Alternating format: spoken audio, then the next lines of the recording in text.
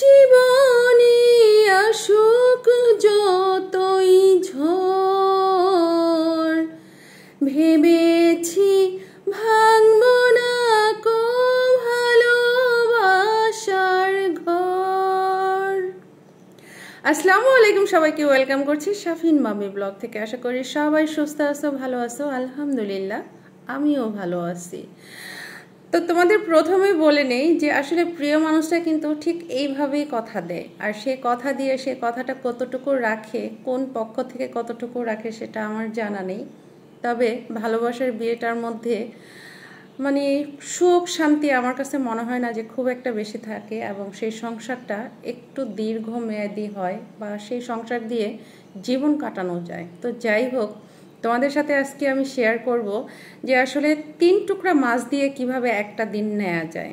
তো এখানে আমি 3 পিস মাছকে সুন্দর করে একদম কিউব কিউব করে কেটে নিয়েছি। তো কি সাইজে কেটে নিয়েছি সেটা কিন্তু তোমরা অবশ্যই ভিডিওতে দেখতে পেলে। আর এই 3 টুকরা মাছ দিয়ে কিন্তু আমাদের পরিবারের আজকে আমরা যে কজন আছি সবার রান্নাটা হয়ে যাবে। চাইলে আমার মতো তোমরাও কিন্তু এই কাজটা করতে পারো। তো এটা হচ্ছে একটা জিনিস, সেটা হচ্ছে আমার মনে হয় যারা অনেক বেশি হাতে সময় আছে তাদের জন্য এই টিপসটা না, এটা মানে যারা বাহিরে কাজ করে ঘরে কাজ করে এটা তাদের জন্য। তো এই মশলাগুলো আমি মানে অনেকগুলো মশলা একসাথে কষিয়ে এভাবে ভাগ ভাগ করে রেখে দিয়েছিলাম।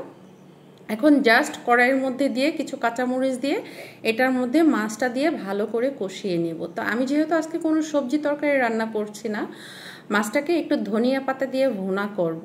বিশ্বাস করো আমার কাছে মনে হয়েছে কি যে আমি এটা শোল মাছ খাচ্ছি, যদিও এখন শোল মাছের সিজন না, আর হচ্ছে শোল মাছ হচ্ছে ভীষণ দাম। তো যাই হোক, আমি রুই মাছগুলোকে এভাবে পিস পিস করে কেটে তারপরে হচ্ছে শোল মাছের মতো করে রান্না করেছি। তো এখন একটু ঢাকা দিয়ে দিব, আর আমি অল্প একটু পানিও দিয়েছিলাম, সেটা আর তোমাদের সাথে দেখাতে মনে ছিল না। তো যাই হোক, রান্নাটা অনেকটাই হয়ে আসছে, আর ধনিয়া পাতাগুলোও ফ্রিজে ছিল, ডিপ ফ্রিজে কেটে ধুয়ে একবারে পরিষ্কার করে আমি এইভাবে করেই রাখি। তো আলহামদুলিল্লাহ এই রান্নাটা কিন্তু আমার হয়ে গিয়েছে। এখন তোমাদের সাথে আরেকটা জিনিস সেটা হচ্ছে আসলে আমরা পেজে সবাই একটা উদ্দেশ্য নিয়ে কাজ করছি, সেটা হচ্ছে যে এখান থেকে আসলে আমাদের আর্নিংয়ের প্রয়োজন, আমরা এখান থেকে আর্নিং চাই। আরেকটা কথা বলে নিই, সকালবেলা ঘুম থেকে উঠে আমি এই পাখির কিচিরমিচিরগুলো শুনে আমার এত ভাল লাগছে, বিশ্বাস করো। আমাদের ছোটোবেলাটা কিন্তু সকালে ঘুম ভাঙতো পাখির শব্দে।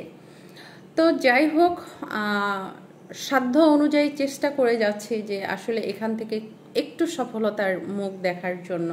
কারণ হচ্ছে কি, একটা সময় আমার এমন ছিল যে বিশ্বাস করো যে সংসারে খরচ সমস্ত কিছু শেষ করো মাসে আমি একটা ড্রেস বানাতে পেরেছি, ঘরের কিছু করতে পেরেছি, 2টা টাকা সঞ্চয় করতে পেরেছি। কিন্তু গত 2-3টা বছর হয়েছে যে আসলে সংসার চালানোই মনে হচ্ছে যে কষ্ট হয়ে যাচ্ছে, দিন যতই যাচ্ছে ততই মনে হচ্ছে দম বন্ধ হয়ে যাচ্ছে। তো যাই হোক, আমার একার অবস্থা এরকম না, আশা করি অনেকেরই এই অবস্থা। আর এইদিকে সকাল সকাল বেরিয়ে যাব রান্নাবান্না শেষ করে। তো এই ড্রেসটা আসলে কয়েকটা ড্রেস আমি ঈদের মধ্যে এইভাবে গস কাপড়ের কিনে বানিয়েছি, কারণ গরমের মধ্যে আমি যেহেতু বোরখা পরতে পারি না, বোরখা পরলে আমি ভীষণ পরিমাণ অসুস্থ হয়ে যাই। মানে আমার মাথা যদি আটকা থাকে তাহলে আমার প্রচণ্ড মাথা ঘুরায়, মাথা ব্যথা করে আমি অসুস্থ হয়ে যাই। তো এই জন্য একটু লুজ করে মানে কুর্তি টাইপের এরকম কয়েকটা ড্রেস আমি বানিয়ে নিয়েছি। তো আমার ড্রেসটি তোমাদের কাছে কেমন লেগেছে অবশ্যই কমেন্টসে জানাবা। তো চশমাটা যখন আমি হাতে নেই তখনই আমার কাছে কেন জানি চশমাটা একটু সমস্যা মনে হয়েছিল। তো আমি আসলে তখন সমস্যাটা বুঝতে পারিনি। তো স্কুলে যাওয়ার পর কিছুক্ষণ পরেই দেখি আমার একটা সাইড খুলে পড়ে যায়। তো কিছু করার নেই, হয়তো বা ওইভাবে এটা হওয়ার ছিল। আর এই দেখো, বাসা মানে আমাদের রুম থেকে বের হওয়ার পরেই হচ্ছে আমাদের এই কাঁঠাল গাছটা। তো এখানে ছোট ছোট কয়টা কাঁঠাল এসেছে, আর স্কুলে যাওয়ার পর ঝুম বৃষ্টি হয়েছে, বৃষ্টির মধ্যে আমরা রং চা খেয়েছি, অনেক বেশি মজা করেছি। আর বৃষ্টির মানেই কিন্তু হচ্ছে চা। তো যাই হোক, সবাই ভালো থাকবা, সুস্থ থাকবা। আর আমার ভিডিও দেখে যদি তোমাদের কাছে ভালো লাগে তাহলে অবশ্যই সুন্দর করে একটা কমেন্টস করবে।